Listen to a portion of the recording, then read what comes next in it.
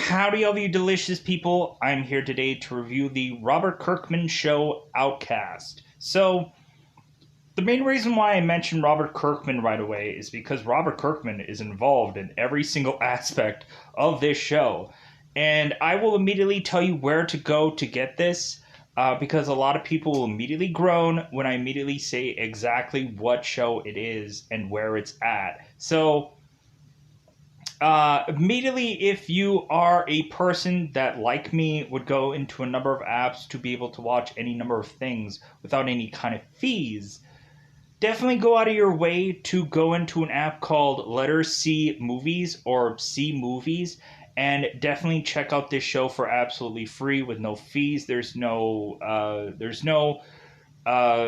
bizarrish free trial with this. It's all just absolutely free, and you can go in to watch this show right then and there. Or you can go into an app that I've been using fairly reliably called Fox HD Movies.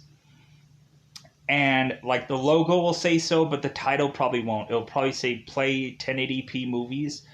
But you should be able to watch this show without any kind of fees or free trials or nothing. So the reason why I say that is because this show is currently on Cinemax.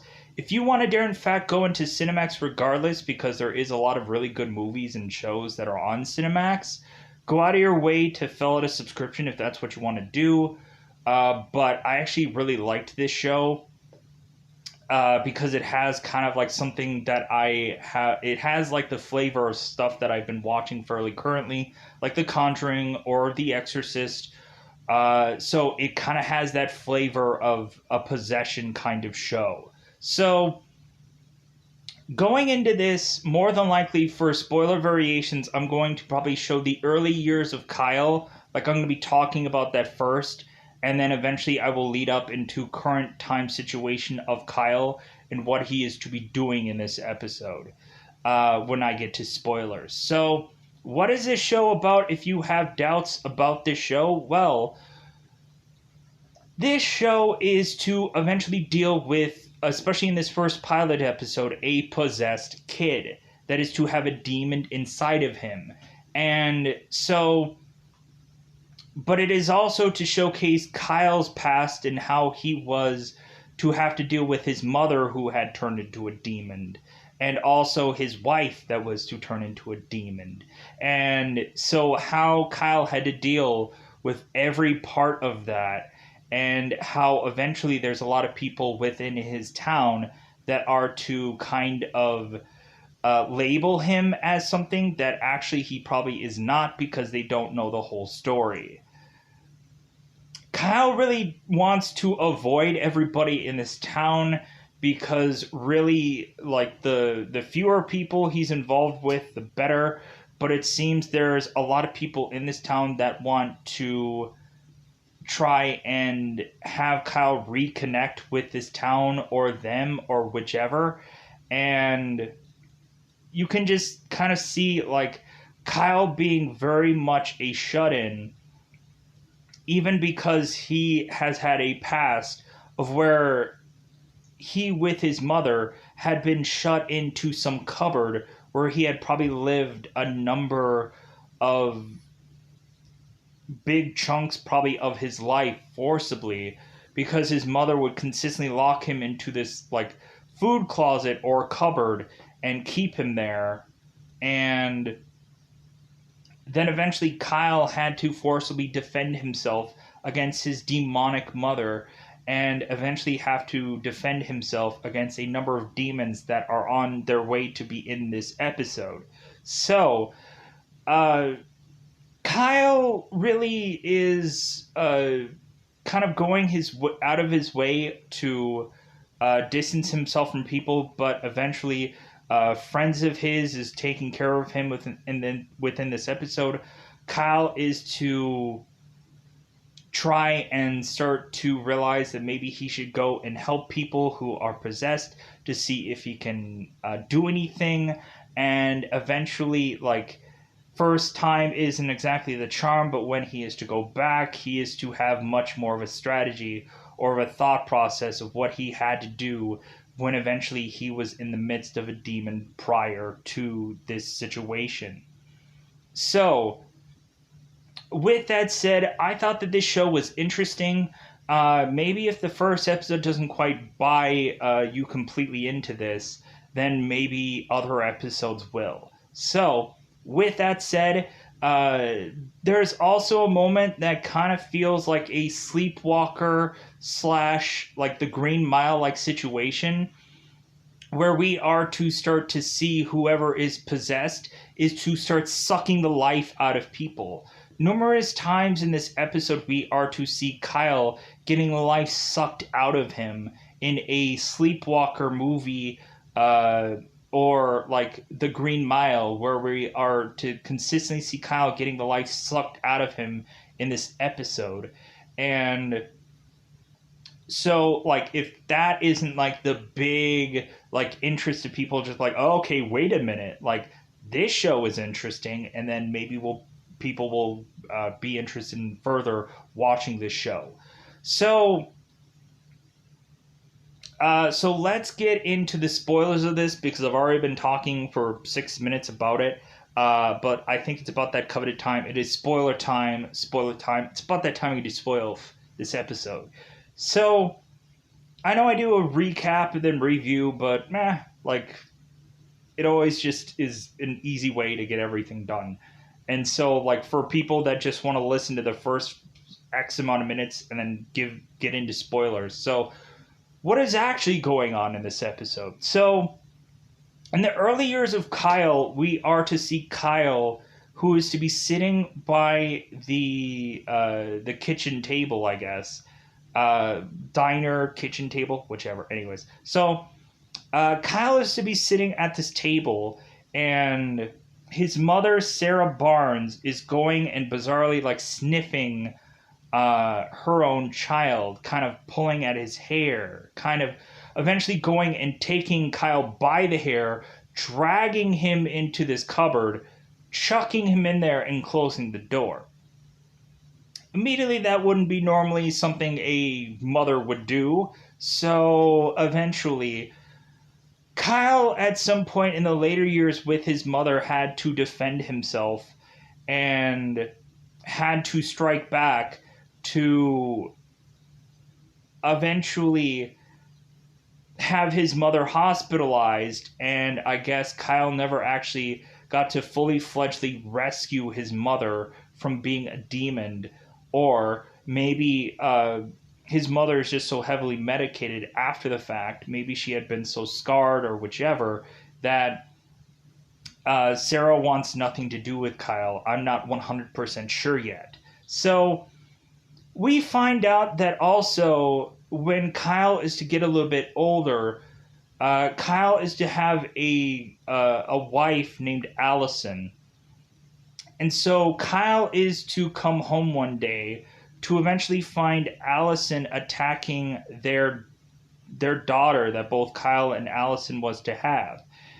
And so we find Allison, who had become a demon and had been trying to suck the life out of their daughter, and Kyle had tried to rip Allison away from their daughter to try to save their daughter.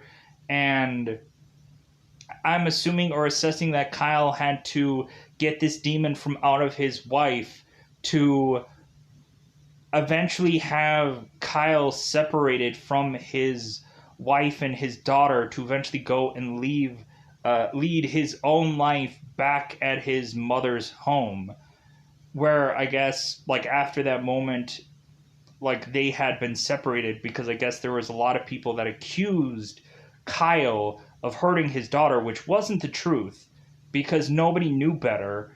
And so it seems that people are like saying that like Kyle is a person that hurts kids, but that's not actually the truth.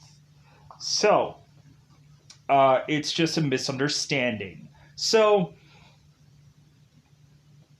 Kyle is to be alone in his home, his house, and we start to see when Kyle is to open the cupboard, like of like childish like drawings to just kind of mention like that this kid had to spend a number of times in this cupboard to where he just draws and whatever on this door because like this kid had nothing better to do. So Kyle is to eventually like run out of things in his house to eat. So Kyle is just straight up eating cereal with no milk. And so Megan is to be repetitiously knocking at Kyle's door trying to wake him up. And so Kyle is to wake up from his bed to eventually go and get cereal to eventually eat while Megan is still knocking at his door repetitiously. Eventually, Megan is to go into the back door of Kyle's home to say that it's like, Kyle, I see you. Like, I know you're home. Open the door. So Kyle is to finally relent to Megan repetitiously knocking at his door. And so Megan is to sneak in through Kyle and look around at Kyle's home to see the condition of his home. Eventually spotting that it seems like he has nothing left in his refrigerator, not a vegetable to his name. And so Megan is concerned about Kyle's bowel movements, bizarrely. And so also Megan is to eventually check that the water hasn't been turned back on. And Kyle is like, well, like I like haven't like had them turn back on the water. So and Kyle is to mention that he still has a decent savings account, so like he isn't having much of concern of much of anything. So Megan is desperately wanting Kyle to at least go grocery shopping with her so that way she can get him things. Because I guess, bizarrely, Megan is to owe Kyle one, and we're not exactly sure what that owing one is, but eventually I guess we'll figure that out. So, somewhere in this show, I'm assuming, or assessing. So, Kyle is to eventually be forced to go grocery shopping with Megan. And so when Kyle is to go to the grocery store, and I'm doing this not exactly like the episode is to be laid out, because there's a whole reason for that. So Kyle is to go to the grocery store, and some of the people of the community, which is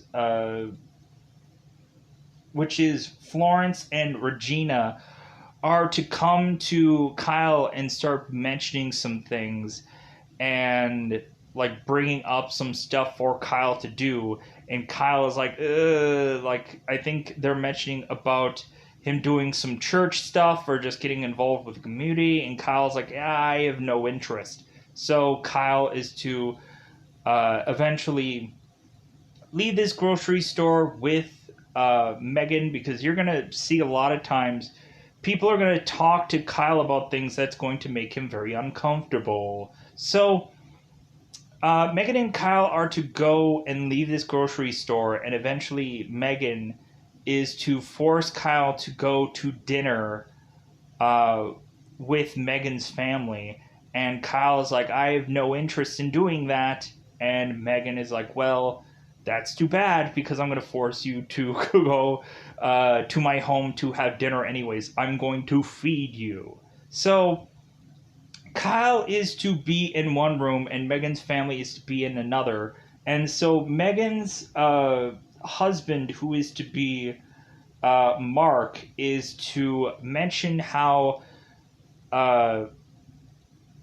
like Kyle has had supposedly a reputation for being accused of a person that should not be around kids.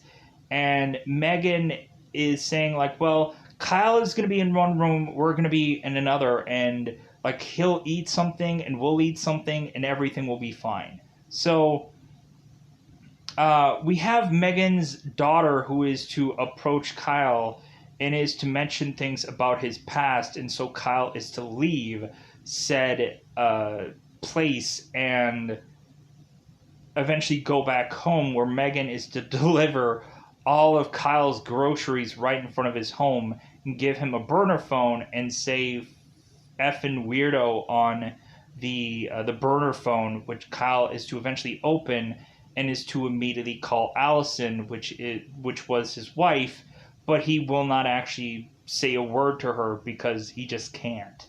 So let's put a pin in that and let's get to the actual legitimate reason why Kyle will be doing something in this episode. So in the very beginning of this episode, we have a kid named Joshua. So Joshua is to be bizarrely scratching parts of his body, and I might naturally assume that that might be a trigger to tell us if there is going to be a demon possessing someone, because this kid eventually has that kind of approach to his bate of demon possession. So Joshua is to just watch this bug just kind of make its way through bits and pieces of this kid's wall. And so then eventually Joshua is to go and headbutt his wall to crush this bug. And then Joshua is to grab the bug and eat it, consume it, in a gross manner, which a lot of people would naturally say that. But then Joshua bizarrely has this blood that is to be on his face. And so Joshua is deciding, well, tra-la-la-la-la, I'm going to go down to my kitchen and just find some other things that I can eat besides a bug. So Joshua is to tra-la-la-la-la go down to his kitchen and eventually get a box of cereal and start eating cereal from out of the box. While that is going on, we have Betsy Austin, who is Joshua's mother, and Joshua's sister, having this argument. Something about Joshua's daughter wanting to go out somewhere, and Betsy will not allow it. And so, like, we have rebellious teenager going through her, like, I want to go out somewhere. And Betsy is just like, well, that's great, but I don't give a crap. So deal with it, kid. Run off and pout. Boo frickety hoo with you. So this girl is to run off, and then so all of a sudden Betsy is like, hey, maybe I should try to, like, see what's going on with my other child, because this probably is a much more concerning thing to check out. So Betsy is all of a sudden turning to her son Joshua, who is starting to rip basically off his own finger by just eating just like, can I get a sweet nibble of my own finger so I can almost rip it off? So that is to transition to us having this mother freaking out and wanting to go to someone to resolve all this. So Betsy is to make her way to this Reverend Josh Anderson, who is to be playing poker with Chief Giles and I think Officer Lenny Ogden? Sure. So Reverend John Anderson is, I think, having a pretty sweet hand, and Chief Giles is like, like, is he bluffing or is he really going at this? So one woman of the reference is to say, excuse me, Reverend, but we need someone with your help. And that's when immediately all the guys are like, well, I'm getting out of here. Like, I'm not going to lose my money to this Reverend. And so the Reverend is like, like, I had a sweet hand. So the Reverend is to go out to Betsy and just be like, hey, Betsy, what's up? Like, what's happening? Like, hey.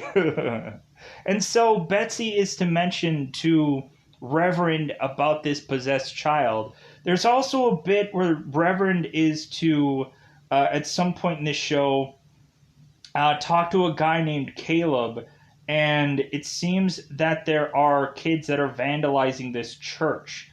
There is some kid named McCready, and I think every single time there always has to be a bully named McCready in some movie or some show somewhere.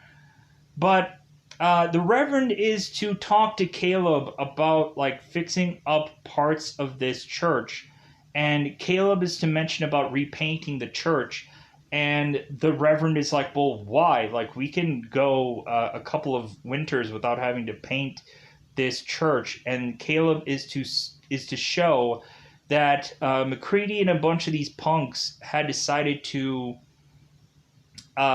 paint on this church something about the devil, like the devil lives here, or the devil is here. And so the Reverend is just like, well, like, if anything, we're not going to do anything about it. We're not going to paint over it. We're just going to leave it up there to just kind of let them think that they've won, but we just don't care. Because if anything, if they were to like have a fence around this church, the kids would just jump over it and graffiti more. So the Reverend is just like, well, we'll just let this stay here for a while, but eventually, like, we'll probably get back at these kids some way or another. So, anyways, pushing on. So,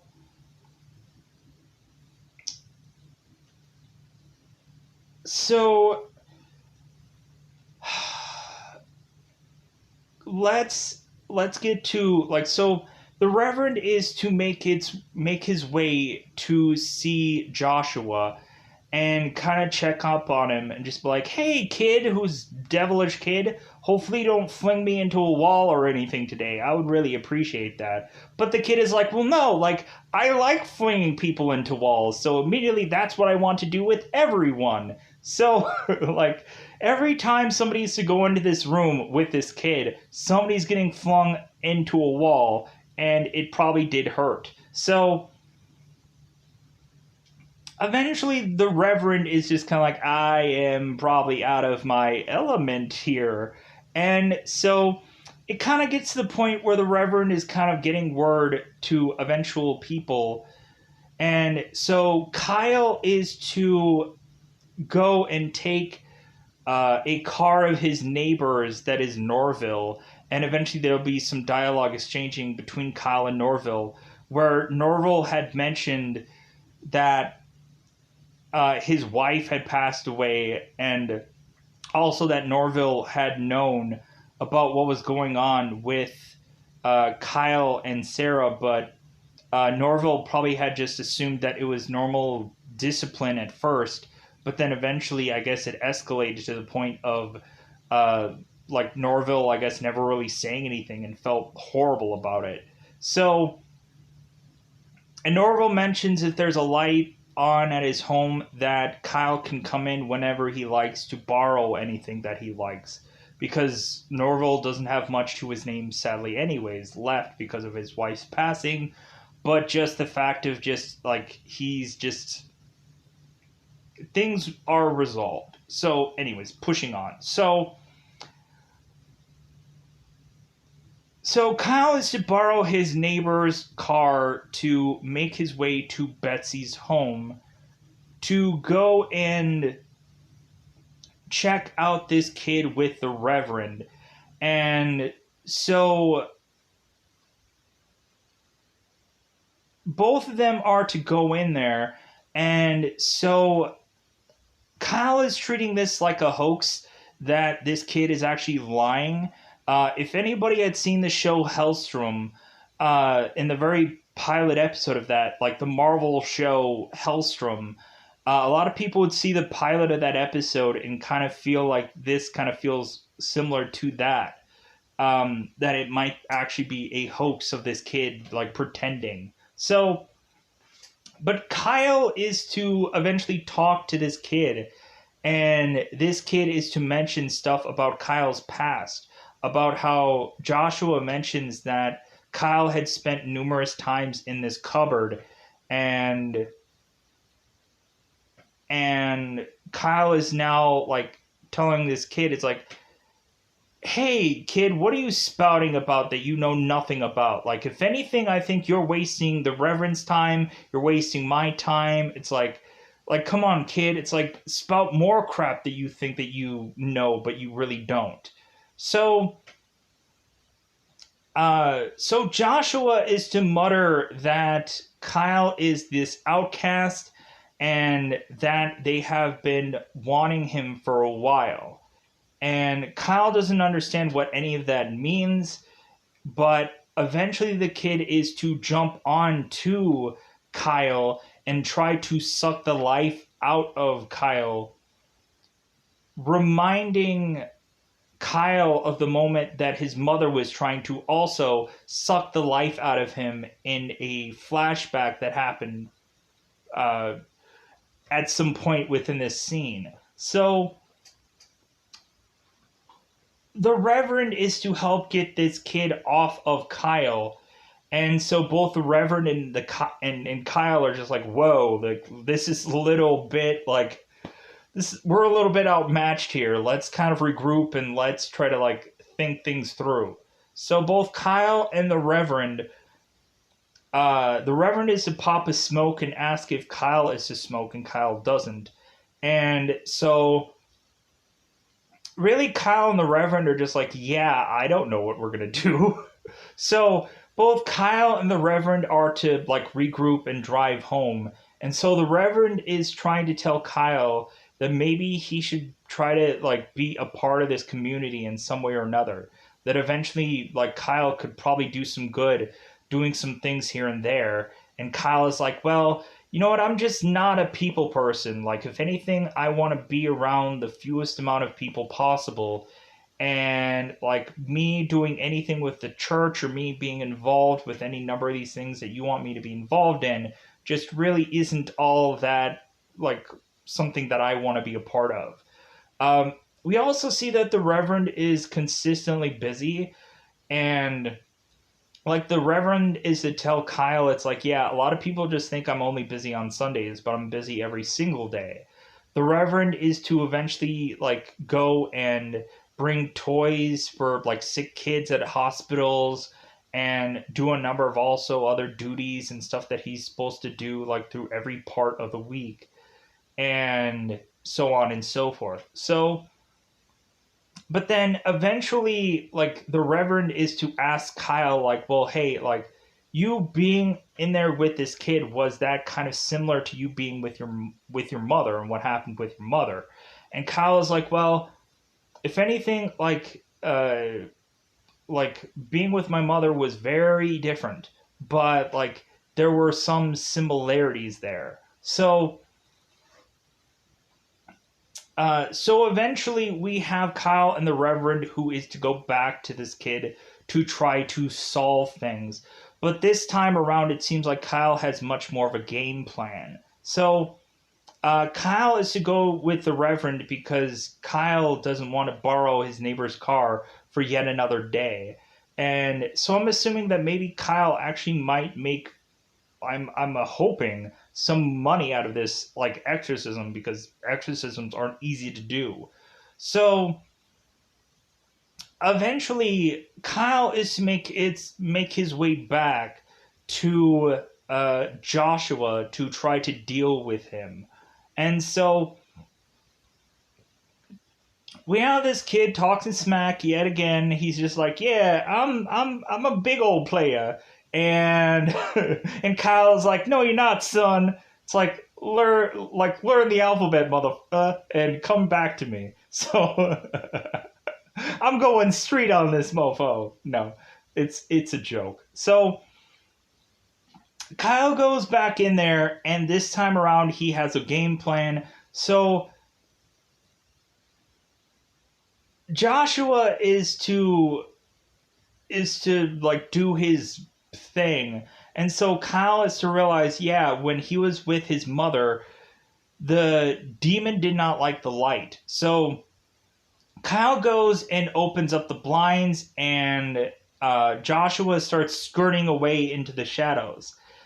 So both the Reverend and Kyle are to force this kid back into the light. And so Kyle had mentioned to the Reverend before they were to get in there that Kyle had to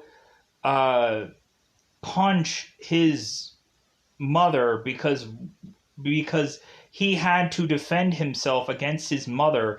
But Kyle found out while he was doing that his punches had a hefty amount of impact, even much more so than they would normally do against a common person. So Kyle is to drag this kid into the light and to start punching this kid.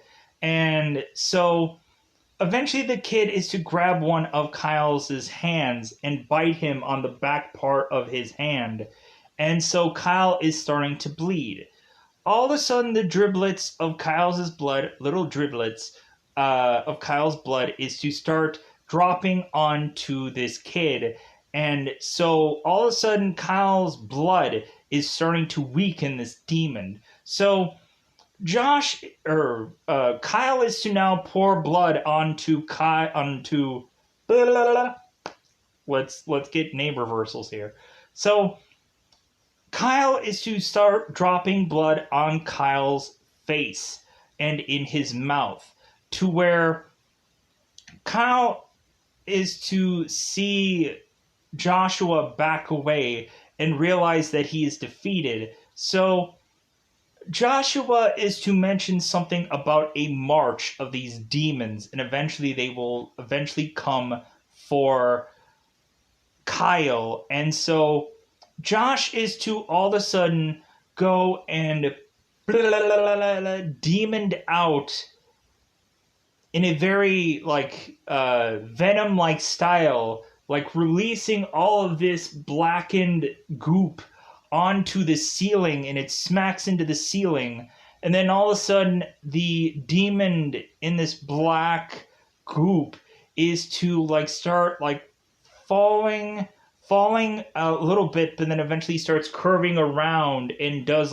one last little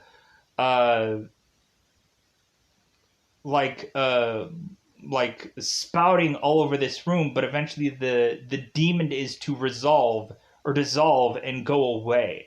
So immediately Kyle is to be booked by Mark for hitting this kid, and the chief is to release Kyle because Betsy, Josh's mother, will not file charges. And so Kyle is free and clear because this kid is perfectly fine now. Very bruised, but fine. So, so Joshua is to look at Kyle and kind of have that thank you kind of look. And Kyle looks back at him and he's just hey, good that you're fine. They have this bizarre look at one another that's hey, thank you, and hey, no problem, kind of look at one another. So Kyle is to eventually go home with this reverend to Kyle's home, and every time that they're in this car they have some kind of dialogue. And so the reverend is repetitiously asking Kyle about his experiences and stuff like that. We're really to try to get quite a bit of backstory of all these characters, and eventually we'll get more as we go along. If anything, there's probably bits and pieces of here that eventually I'll get to. But yeah, so I think one thing that I might have forgotten about, but because I might have said this and I might not have. So Kyle was to call Allison, and I put it in a pin in that. Really, Kyle was to have talked to Allison, or tried to talk to Allison, but he couldn't. Because Allison, I guess, had turned into a demon at one point and tried to protect his daughter from his own wife when his wife was to turn into a demon at some point. And so when the Reverend is to bring Kyle home, Kyle is to mention that it seems that every person that he was to know or love eventually had turned into a demon at some point, and it seems that something is after him. hence why they called Kyle the Outcast. And as if they were going to call him Andre 3000 or the other guy's name, I don't remember. Like Outcast is spelled with a K for that band. You can make jokes about it or whatever. I know the spelling. It's a joke. So, it's a joke. Anyways, so Kyle is to talk to the Reverend and mention how it seems that these demons are bizarrely like trying to get at Kyle for some reason or another. That everyone he knows and loves will eventually become a demon. And so Kyle is trying to figure out exactly why. And so the Reverend is just like, I don't know, like Book of Revelations or whatever you want to spout. So, uh, so Kyle is to eventually get out of this car, and before he is to enter into his home, he is to look out into the great white beyond of wilderness and night and whatever, and to tell anybody like, come and get me. And so Kyle is to go back into his house and to, I guess, go to seclusion for another episode. So with that said, I am going to get out of here. Goodbye, everybody. Bye, everybody.